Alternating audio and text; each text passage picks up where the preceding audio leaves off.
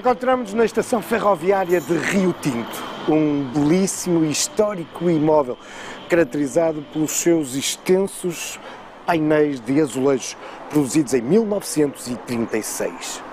São azulejos que nos ilustram algumas das características da região. Desde logo, antigas atividades tradicionais, como era o caso das lavadeiras que utilizavam as águas do Rio Tinto. Aqui estão também presentes outras águas, também de um outro rio, esse bem mais largo, o Douro, que fica aqui nas proximidades. E por isso aqui também vemos os barcos rebelos transportando as pipas do vinho do Porto. Aqui vemos, debruçado sobre o Douro, também aquele que é um monumento fabuloso aqui das proximidades, o Palácio do Freixo. Mas é claro que os principais painéis de azulejos, aqueles que se localizam mesmo no centro da estação, esses vão nos ilustrar aquela que é uma velha lenda profundamente ligada à identidade de Rio Tinto. Afinal, é a lenda que explica ela própria a origem do topónimo, do nome Rio Tinto. Tudo se passa numa batalha que teve lugar, segundo a lenda, há 1100 anos atrás, ou seja, no ano 920. Uma batalha entre as tropas do mouro Emir de Córdoba Abd al-Rahman III e o pequeno exército dos cristãos do conde portucalense Hermenegildo Guterres. É mais um daqueles episódios lendários de confronto entre mouros e cristãos, mas que aqui se alicerçou essa lenda de tal forma que ainda nos dias de hoje o brasão do povoado de Rio Tinto reflete isso mesmo, vendo o cruzar de duas espadas, uma moura, outra cristã, associados ao rio cuja designação Tinto resulta de facto, segundo a lenda, desta batalha. Mas esta lenda é verdadeiramente uma saga, é um conjunto de lendas sucessivas e que nos explicam outros topónimos, não só aqui, o de Rio Tinto, do concelho de Gondomar, mas também os topónimos na vizinha cidade do Porto, de Campanhã ou Contumil, ou então no vizinho concelho de Valongo, o topónimo de Montezelo, em Fânzeres. Uma lenda que, apesar de todo esse mundo maravilhoso e fabulado das lendas, possui no presente um importante papel social. Afinal, é um elemento da identidade desta região e desta comunidade. Uma comunidade que nas últimas décadas, fruto do desenvolvimento da área metropolitana, ganhou algumas características de uma zona dormitório. E por isso, as lendas, estreitando os laços de vizinhança, os laços de identidade, têm também esse importante papel. Vale a pena, por isso, evocar os 1100 anos da lenda de Rio Tinto.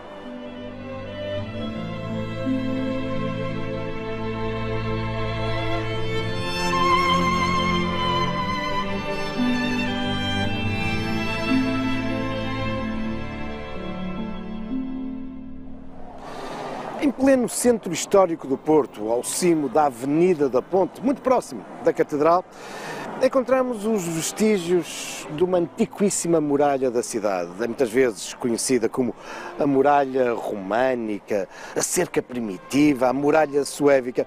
Bom, a verdade é que, tanto quanto nos permite hoje a arqueologia, sabemos que as origens deste antigo muro que cercava o Porto é de facto muito, muito antigo. E, em alguns lugares, esta muralha alicerça-se em vestígios da Idade do Ferro, de uma muralha que cercava o Porto há mais de 2000 anos, quando o Porto era um castro, uma citânia. E noutros lugares percebemos também que estes muros foram erguidos a partir da muralha do tempo da época romana, há já quase 2000 anos atrás. Uma muralha que na Alta Idade Média serviu de cenário, em parte, para esta lenda de Rio Tinto. Mas regressemos de novo à história. Sim, porque as personagens principais desta lenda são verídicas. Abd al-Rahman III, o Emir de Córdoba e, particularmente, Hermenegildo Guterres, o conde portucalense. Ele é o conde de Portucala desde o ano 895. De algum modo, este estatuto é o corolário de uma vida intensa como guerreiro cristão, ao serviço, nomeadamente, do rei Afonso III das Astúrias. Aliás, este período corresponde ao auge deste reino das Astúrias, que depois dará origem ao reino da Galiza, Leão, Castela. Bom, mas é, com efeito, Hermenegildo Guterres que fica associado a uma importante incursão, a uma avançada do domínio cristão para sul, muito para lá do Rio Douro. É Hermenegildo Guterres o responsável por conquista de importantes cidades, como é o caso de Lamego, Viseu e Coimbra. Sim, nessa altura, o domínio desta elite senhorial do norte da península, esta elite cristã, neste processo da designada Reconquista, chegava até ao Mondego. Mas tinham já decorrido 25 anos desde que ele havia assumido, então, aqui a estar à frente do Condado Portucalense. Nesse ano 920, em que, segundo a lenda, decorrem estes acontecimentos, Hermenegildo Guterres é já um velho ancião.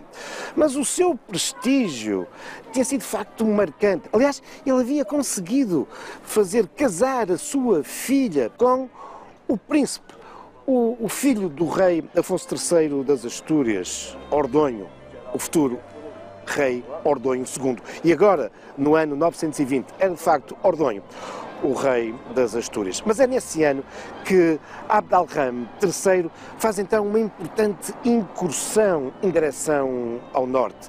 Neste processo agora das forças islâmicas de recuperarem algum do terreno que tinham perdido para o domínio cristão.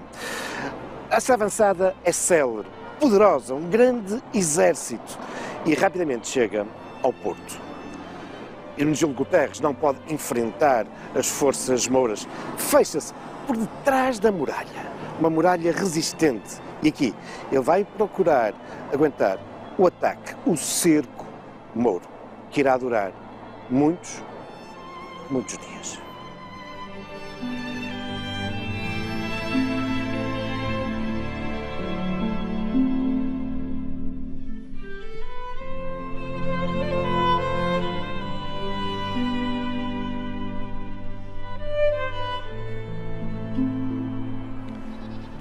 Face ao cerco, os habitantes da cidade, chefiados pelo velho Hermenegildo Guterres, vão procurar várias vezes sair pelas portas da muralha e enfrentar, romper o cerco das tropas mouras de Abd-al-Rahman III.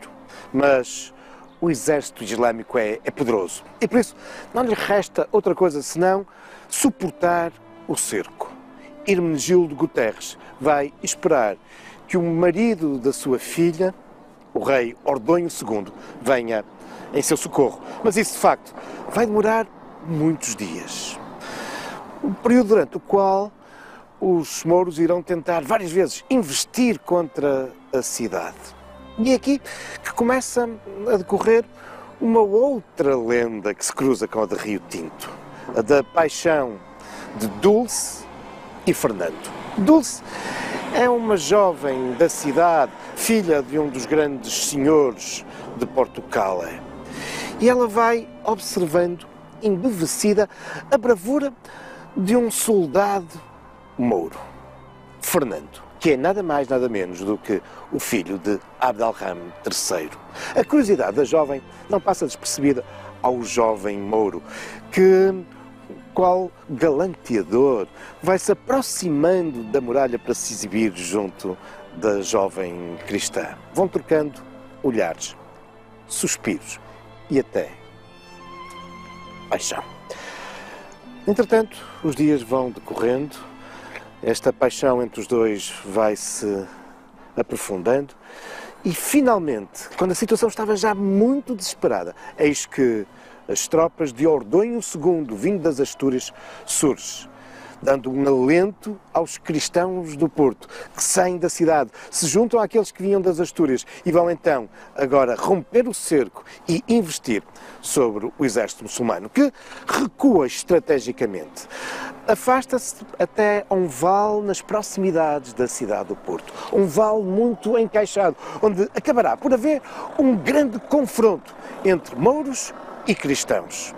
Desse confronto aqui, neste vale, irá resultar uma nova recuada das forças mouras. É um pouco inexplicável para os cristãos como é que, apesar de tudo, sendo eles tão poucos, conseguiram pôr em fuga o poderoso exército muçulmano. No final desse dia, quando os cristãos regressam a este sítio, tentando recuperar alguns dos guerreiros feridos, procurando dar sepultura aos mortos, vão afinal descobrir como é que foi possível essa vitória. É que aqui, neste vale encaixado, escondido no meio do arvoredo, eles vão encontrar uma imagem de Nossa Senhora. E é graças a essa imagem da Virgem, no lugar onde se tinha dado a batalha, a campanha, que vão perceber. Foi graças à intervenção dela que eles triunfaram. E por isso, neste lugar, vão erguer um templo, mais tarde, uma igreja, a essa Nossa Senhora da Campanha. Ou, se quiserem, Nossa Senhora da Campanha.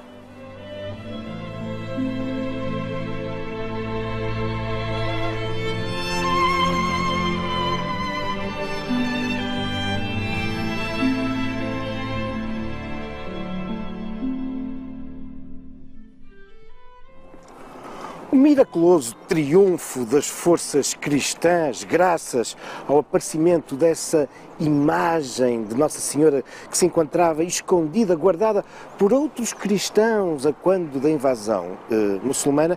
Bom, esse triunfo nessa campanha não é, no entanto, um triunfo definitivo.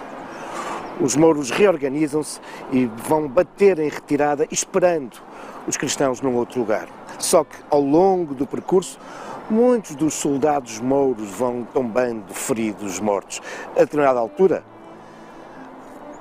Hermenegildo Guterres, contemplando todos esses mortos, diz para o seu genro: já conto 1000, contava 1000 soldados mortos. E, segundo a lenda, é afinal esta a origem do topónimo Conto 1000.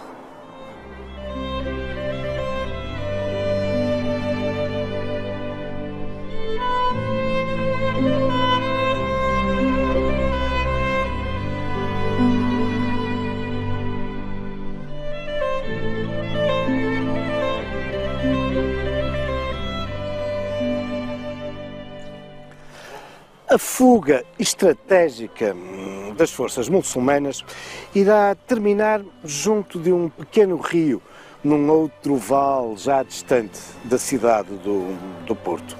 Aí reorganizam-se, apesar de terem deixado já para trás os tais mais de 1000 mortos. Reorganizam-se e então vamos ter um confronto final entre o exército de Abd al-Rahman III e as forças cristãs do conde portucalense Hermenegildo Guterres e do rei Ordonho II das Astúrias. Será um longo combate, encarniçado, que irá durar muitas horas. E finalmente acabará por saldar, de novo, por uma vitória das forças cristãs. Abd al-Rahman III bate em retirada, mas para trás irão ficar imensos mortos, de um lado e do outro. E dos corpos dos guerreiros vai correndo sangue, sangue que se vai esvaindo no riacho, que durante os dias seguintes irá correr tinto de sangue. E é esta a origem lendária da designação deste rio, o Rio Tinto. Claro que estamos no mundo das lendas. Como já alguns investigadores chamaram a atenção, é possível que a designação deste rio tenha a ver com fenómenos geológicos. Um pouco mais para montante, ele cruza uma zona de grés vermelho, o que poderá ter provocado, noutras épocas, que em dias de maior erosão, em que mais água corria no riacho, este acabasse por trazer esse grés misturado com as águas, conferindo-lhe essa tonalidade vermelhada, tinto. E daí o Rio Tinto. Bom, voltemos à lenda. Abdelrahman III bate em retirada. Deixa para trás muitos corpos, incluindo o de seu filho. Fernando não vai regressar com o pai. Mas Abdelrahman III também, aparentemente, não se preocupa com o destino que tinha tido o seu filho. Ao contrário do que acontece com uma jovem de Portugal. Já perceberam? Dulce. No final desse dia da batalha, aqui junto às margens do Rio Tinto, uma grácil figura feminina anda aqui no meio deste cenário terrível de mortos, de gemidos, de feridos, e é Dulce que procura, por um lado, novas do seu irmão, que fazia parte do exército cristão, mas também na esperança de saber alguma coisa do que tinha acontecido ao filho de Abdelrahman III. Isso mesmo, ela acabará por confessar a um ermita, a um padre que desce das montanhas de Valongo e que aqui vem dar a extrema unção a muitos dos cristãos que estão a agonizar. Ela de início justifica a sua presença, dizendo que está à procura do irmão. Será sossegada pelo ermita que diz: não, eu vi o teu irmão partir na companhia de teu pai. E aí ela acaba por dizer que está também à procura de Fernando. Mas não tem que procurar muito, porque entretanto, aqui, junto às margens, ouve-se um gemido vindo de trás de um arbusto e o ermita e Dulce deparam-se com um guerreiro mouro bastante ferido. É Fernando. Dulce corre para o jovem e vai tratá-lo carinhosamente e a paixão entre os dois reforça-se ainda mais. E Fernando, tocado por este gesto da sua apaixonada cristã e perante o abandono que tinha sido ditado pelo seu pai, ele acaba por decidir, aqui mesmo, nas margens do rio, converter-se ao cristianismo, batizado por esse ermita. E Dulce decide ficar com ele. Partem na companhia do ermita para essas montanhas de Valongo, onde agora o jovem vai recuperar.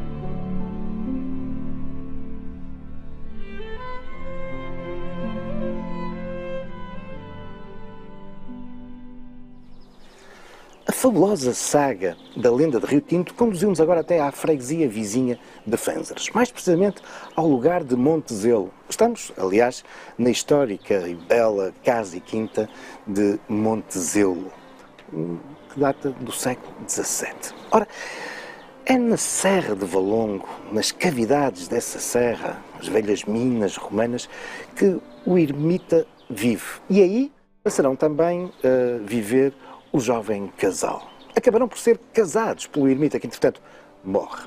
Mas, entretanto, no Porto, tendo conhecimento que a sua filha se havia ausentado da cidade na companhia do filho de Emir de Córdoba, o pai de Dulce quer esquecer a sua filha. Não lhe perdoa tal coisa, desconhecendo que, afinal, o jovem mouro se havia convertido agora também ao cristianismo. O tempo vai decorrendo. O jovem casal vive com grandes dificuldades na Serra de Valongo, mas, entretanto, Dulce conseguiu chegar à fala do seu irmão e procura que este tente convencer o pai a perdoar e permitir que ela regresse ao Porto na companhia do seu amado, que agora é cristão. Mas o tempo vai decorrendo. E, entretanto, Fernando começa a desconfiar que, na sua ausência, quando ia caçar, a mulher nem sempre estava quando ele regressava. E certo dia resolve segui-la. E, para seu grande espanto, vai vê-la encontrar-se com um cavaleiro cristão e lançar-se para os seus braços. Movido e ruído pelo ciúme, avança para o casal e, com a sua faca, vai tentar desferir um golpe mortal sobre o cavaleiro cristão. Só que a sua amada vai-se interpor e, no último segundo, o punhal acaba por ferir mortalmente Dulce. Para grande espanto dele, o jovem cavaleiro, naquele momento, revela-se como sendo, afinal, o irmão de Dulce, que lhe acabara de trazer a notícia que o seu pai lhe havia perdoado e que eles podiam regressar ao Porto. E por isso, ela abraçava o seu irmão. Perante esta revelação, agora é o próprio Fernando que, pela segunda vez, com o punhal, desfere agora sobre si mesmo, nesta elevação, com zelo, com o seu próprio sangue. Ele irá acabar por se punir por ter, movido pelo ciúme, matado a sua esposa. E por isso, segundo a lenda, este lugar, devido ao zelo do Mouro, vai-se passar a chamar Monte Zelo. Mas trata-se, evidentemente, de uma lenda. A verdade é que já em 1258, nas Inquirições Reais, sabemos que este lugar tinha este topónimo, que derivará muito provavelmente de Monticelos, um pequeno monte. E isso, de facto, tem a ver com a topografia deste terreno.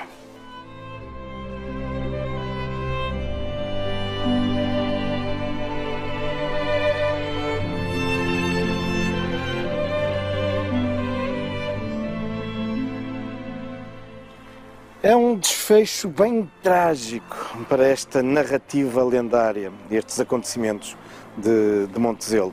Afinal, reforçada pelas versões da lenda algo eruditas, colocando personagens verídicas como Hermenegildo ou Abd-al-Rahman III ou mesmo Ramiro II, essas versões que nos começam a surgir no século XIX, muito em torno das preocupações românticas dessa época. Mas é uma lenda. São vários os argumentos que poderíamos utilizar para desmontar. Desde logo, a verdade geológica, como há pouco referimos, da origem de Rio Tinto, esse grejo vermelho que tingiria as águas do curso de água. Mas sabemos também que os documentos mais antigos que se referem a Hermenegildo Guterres datam do ano 912. Por isso, por volta de 920, provavelmente ele já teria morrido. Além de que sabemos que, de facto, nesse ano, 920, há um confronto entre Abd-al-Rahman III e Ordonho II. Só que a história é exatamente ao contrário. Quem fez a incursão foi, para sul, Ordonho II. E a vitória, essa, sorriu em Val de Junqueras às forças islâmicas de Abd-al-Rahman III. Mas, e então? Se as lendas têm sempre algum fundo de verdade, qual será a verdade por trás da lenda de Rio Tinto?